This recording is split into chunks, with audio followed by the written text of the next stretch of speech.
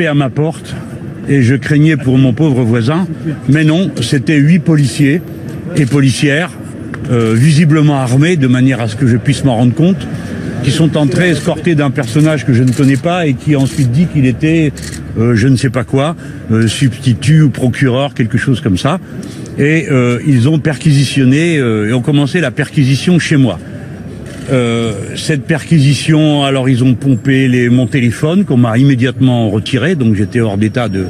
J'ai eu le temps de mettre un message et le député Younous Omarji m'a immédiatement rejoint, ce qui m'a permis de rester en relation avec mes amis. Le même matin, je n'aurais pas ouvert la porte si j'avais su qu'au même moment, la même opération se déroulait chez 7 ou 8 de mes amis. Soit ceux qui ont été mes assistants parlementaires dans le passé, qui depuis ont fait leur vie à d'autres occupations, soit des responsables actuels du mouvement. Voilà, le siège du parti de gauche a été perquisitionné, le siège du mouvement La France Insoumise a été perquisitionné. C'est donc une énorme opération de police politique. Car naturellement, on me dit, c'est en raison de la dénonciation qui a été faite contre moi par Madame Dumontel, qui est une femme d'extrême droite, qui, après l'inculpation ou la mise en cause de Madame Le Pen, avait pour s'amuser, elle le dit elle-même, pour faire un pied de nez à la justice, avait mentionné le fait que il apparaissait que certains de mes assistants, autrefois, avaient été des responsables politiques. Voilà, d'accord? Et plus d'1 an et demi après, sans que je n'ai jamais été convoqué une seule fois, sans qu'on m'ait jamais posé la moindre question. Ces gens surgissent chez moi pour perquisitionner dans le cas où ils auraient j'aurais caché je ne sais quel document. Et puis, alors on m'a dit, écoutez, on fait les deux en même temps. On fait aussi la perquisition à propos des comptes de campagne présidentielle. Alors, je trouve ça encore plus insupportable parce que les comptes de campagne présidentielle ont été validés. Ils font l'objet d'un signalement. Par qui? Par Monsieur Logereau, cet incapable, qui dirige cette commission, qui a déjà raté les comptes de M. Sarkozy, qui est responsable de l'affaire, de l'échec qu'a été l'affaire Big Malion, et ce type qui a été augmenté de 57% pour commettre ses mauvaises actions, a fait un signalement après avoir validé mes comptes. J'ai dit depuis le début que je suis d'accord pour qu'on reconsidère tous mes comptes.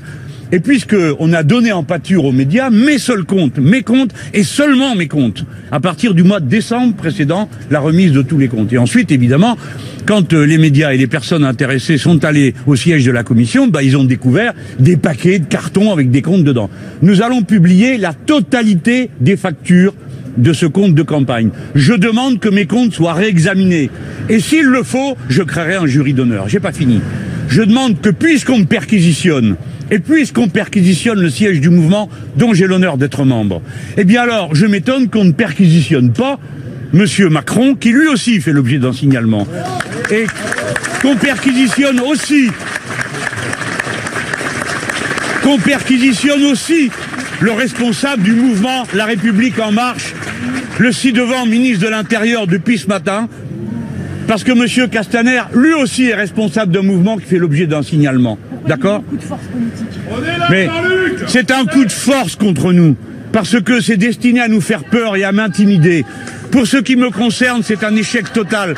Ma nature personnelle fait obstacle à toute intimidation. Mais pensez aux braves gens qui ont été réveillés ce matin, qui ont des petits à la maison pour ceux qui en ont, et qui ont vu surgir la force policière armée pour perquisitionner chez eux. Nous sommes des honnêtes gens. Nous ne nous livrons à aucun trafic. Nous n'avons rien à cacher. Tout est public dans ce que nous faisons. C'est une volonté de leur part de nous intimider, de criminaliser notre action politique. Je ne me laisserai pas faire. Je n'ai pas peur. Mes amis n'ont pas peur. C'est eux qui vont avoir peur du retour de bâton. Résistance! Résistance! Résistance! Résistance! Résistance! Résistance! Résistance! Résistance! Résistance! Résistance! En tout cas, Résistance! Résistance!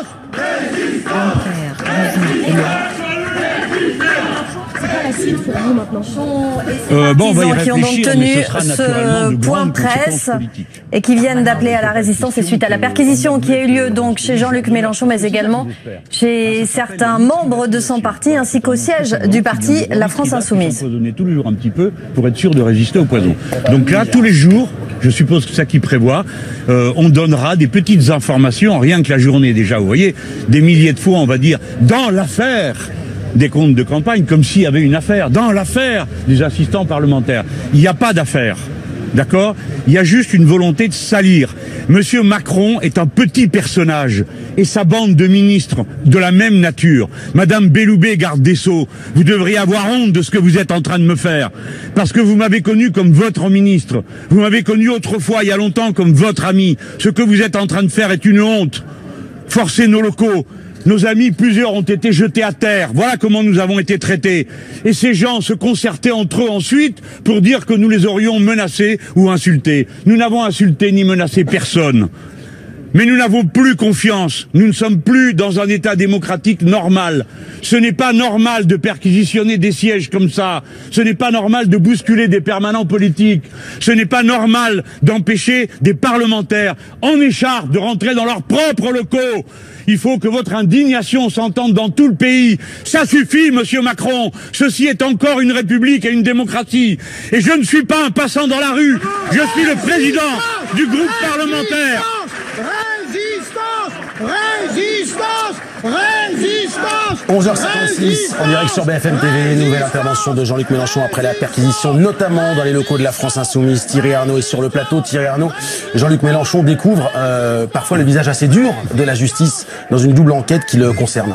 Oui, une double enquête, une quinzaine de perquisitions ce matin, donc un mouvement effectivement d'ampleur, un mouvement assez spectaculaire au sujet de ces deux affaires. La première, c'est l'affaire des assistants parlementaires, c'est l'extension de l'enquête qui avait été ouverte d'abord au sujet du Front National, devenu depuis le Rassemblement National, et la question qui est posée, c'est de savoir si, ces partis ont profité du fait d'avoir des élus au Parlement européen pour rétribuer, pour payer des collaborateurs qui en fait ne travaillaient pas du tout pour le Parlement européen, mais pour le siège du parti en France, et donc n'auraient pas dû bénéficier de cette rémunération. Et puis la deuxième affaire, celle dont on a bien vu qu'elle suscitait sans doute l'indignation la plus spectaculaire de la part de Jean-Luc Mélenchon, concerne ces comptes de campagne, des comptes de campagne dont il a rappelé qu'elle avait été validée par la Commission nationale des comptes de campagne, mais qu'elle avait également fait l'objet d'un signalement à la justice, parce que la justice et la Commission des comptes de campagne avaient considéré qu'il y avait peut-être dans ces comptes un certain nombre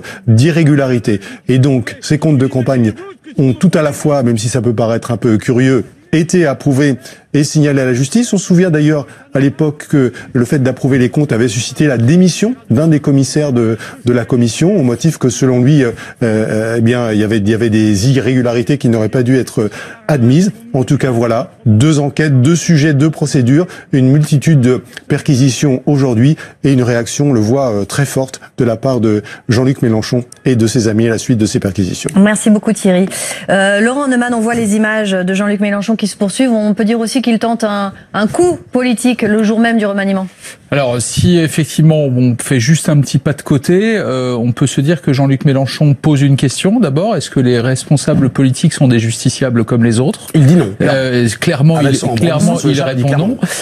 Et deuxième chose, ça devient un grand classique dès lors qu'un responsable politique, quel qu'il soit, fait l'objet, notamment quand il est dans l'opposition, fait l'objet d'une enquête judiciaire, qu'il y ait d'ailleurs un juge d'instruction nommé ou pas, qu'on soit dans le cadre d'une enquête préliminaire ou pas, à chaque fois, il y a dénonciation du complot politique. Et là, les choses sont très claires. Derrière les propos, vous avez entendu les propos virulents de Jean-Luc Mélenchon. Il montre du doigt le président de la République directement. Il montre du doigt la garde des Sceaux, ministre de la Justice, Madame Belloubet. Donc c'est un grand classique. Souvenez-vous, il y a quelques semaines, Marine Le Pen tenait, peut-être pas avec la même virulence, mais en tout cas le même type de propos. Peut-être rappeler quand même, pour que l'information soit complète, qu'un certain nombre de proches du pouvoir font eux aussi l'objet d'enquêtes préliminaires jusqu'au secrétaire général de l'Élysée, des proches aussi politiques, le parti frère désormais le MoDem, parti frère de la République en marche, François Bayrou et d'autres font l'objet d'enquêtes judiciaires sur des faits d'ailleurs similaires, sur des emplois présumés fictifs d'assistants parlementaires d'eurodéputés. Donc voilà, c'est le fonctionnement logique de la justice. On comprend que ce soit violent, on comprend comprend que Jean-Luc Mélenchon s'en émeuve, mais au fond, il n'est traité que comme les autres. Merci beaucoup Laurent pour cette analyse. Il est midi, vous êtes évidemment en direct sur BFM TV, on va revenir sur cette séquence assez forte dans les prochaines minutes. Avant cela, le grand titre de cette journée, nous sommes 15 jours après la démission de Gérard Collomb. Le remaniement a été annoncé. Pour débuter, direction l'Élysée, on vous retrouve